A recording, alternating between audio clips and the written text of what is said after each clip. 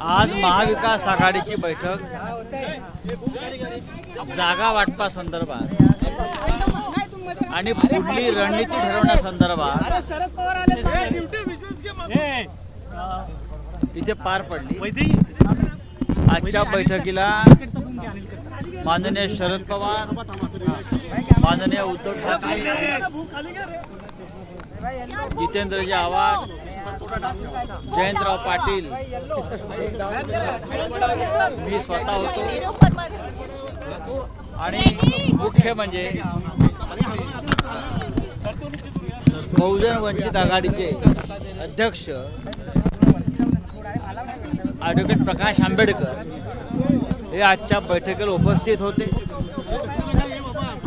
4 पक्षांमध्ये महाविकास आघाडी म्हणून उत्तम चर्चा झाली, सकारात्मक चर्चा झाली, 48 जागांवर चर्चा झाली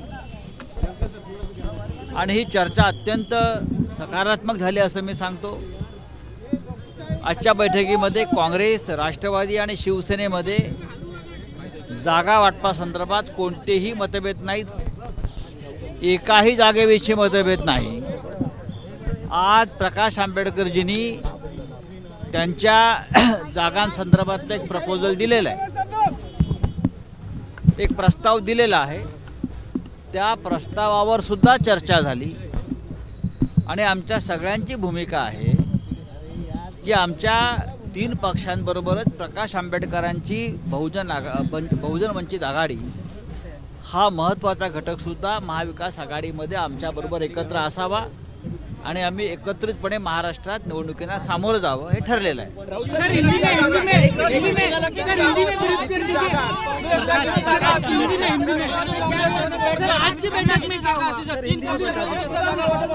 आज अभी आपने देखा होगा कि महाविकास आघाड़ी की एक महत्वपूर्ण बैठक यहाँ हो गई, जिस बैठक में शरद पवार जी, उद्धव ठाकरे जी, मैं भी था शामिल उसमें, जयंत पाटिल, जितेंद्र आव्हाड और खास करके वंचित बहुजन आघाड़ी के प्रकाश आंबेडकर जी भी हमारे साथ बैठे थे।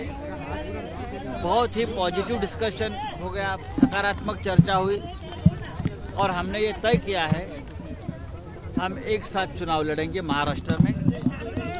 बात अगर आपका सवाल होगा सीट शेयरिंग के बारे में तो हमारे में कोई मतभेद नहीं है, लगभग सभी बातें तय हो गई है।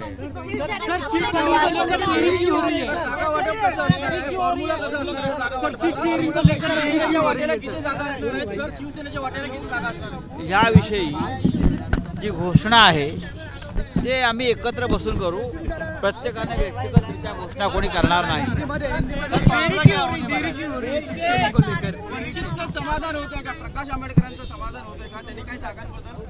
प्रकाश आंबेडकरांचं एका गोष्टीवर पूर्ण समाधान आहे, ते म्हणजे महाराष्ट्रातून आणि देशातून आपण सगळ्यांनी एकत्रितपणे मोदींची हुकुमशाही उलथवून टाकायची, याच्यावर प्रकाश आंबेडकर साहेबांचं समाधान आहे आणि त्यासाठी आपण एकत्र राहायला पाहिजे याच्याविषयी त्यांचं एकमत आहे।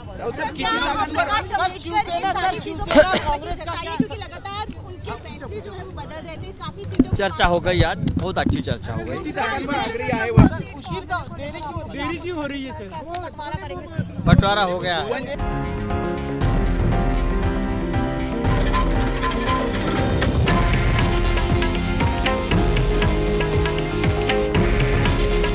हे आहे देशातील नंबर 1 न्यूज नेटवर्क आणि आपण पाहत आहात TV9 मराठी।